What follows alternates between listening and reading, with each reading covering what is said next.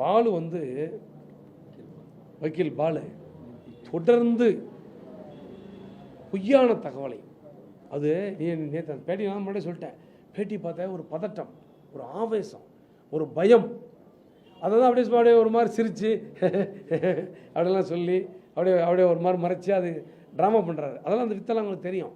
என்ன காரணம், அவர் கோர்ட்டில் போய் வாதாடுற நீதிபதி இல்லை, அவர் பேரில் வழக்கு போடுவார், வேறு யாராவது சீனியரை வச்சு அதை வாதாடுவார்.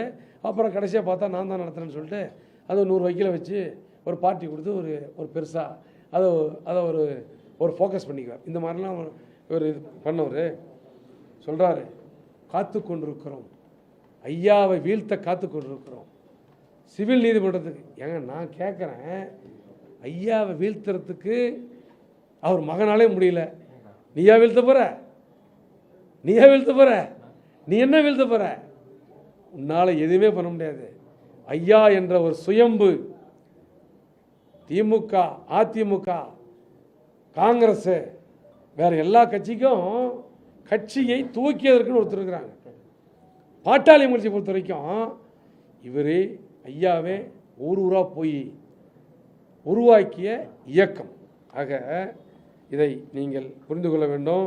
பாலு தொடர்ந்து இந்த மாதிரி நீதிமன்றத்தினுடைய தீர்ப்பை தவறாக பொய்யா மாற்றி சொல்கிறது நீதிமன்றத்தை அவமதிக்கும் செயல் என்பதை அவர் உணர வேண்டும். பாரதிய ஜனதா கையில் தேர்தல் ஆணையம் இருக்கு, அதனால அவருக்கு இந்த பதவி கொடுத்ததா பேசிக்கிறாங்க. அது எனக்கு தெரியல, நீங்கள் வேணால் விசாரிச்சு சொல்லுங்களேன். நீங்கள் விசாரிச்சு சொன்னீங்கன்னா நான் அடுத்த பத்திரிகை சந்திப்பில் நான் சொல்கிறேன். சார் அதுதான் சார் சொல்கிறேன், அதுக்கு முன்னாடி அவங்கெல்லாம் அங்கே சரி பண்ணிட்டாங்க, அதுக்கு முன்னாடி அங்கெல்லாம் சரியாயிடுச்சு. இப்போ நீதிமன்றத்தில் நீதி கிடைத்த பிறகுதான் திணறுகிறார்கள். தேர்தல் ஆணையம் திணறுது. சார் நான் தேர்தல் ஆணையத்துக்கு போயிருந்தேன், அது நீங்கள் தான் சொல்கிறீங்க, சரி பண்ணிட்டாரு நீங்கள் சொல்கிறீங்க, எனக்கு தெரியல